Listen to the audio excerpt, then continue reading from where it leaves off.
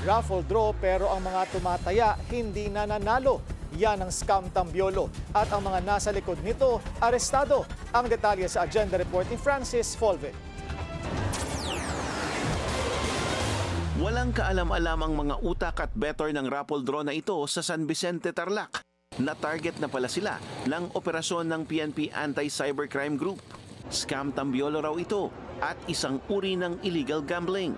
Wala na ngang permit, wala pang nananalo. Nasa 5 taon na raw operational ito at marami ang naeengganyo dahil sa magagandang papremyo. Based on the advertisement online, yung pinaka-grand prize nila is Toyota Fortuner worth 4.5 billion. Second is the business package worth 1 million pesos. And then third is 150 square meter lot worth 1 million also. Then meron ding, since today is June, July, merong wedding package worth 500,000 and other consolation prizes.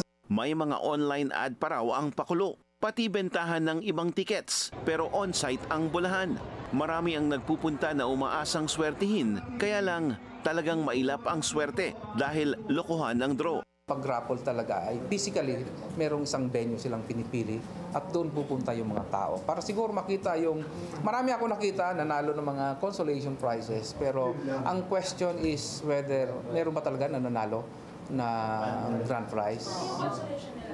Ay mga small boxes containing some groceries. Halos 100 na umano'y operator ng pasugalan ang naaresto.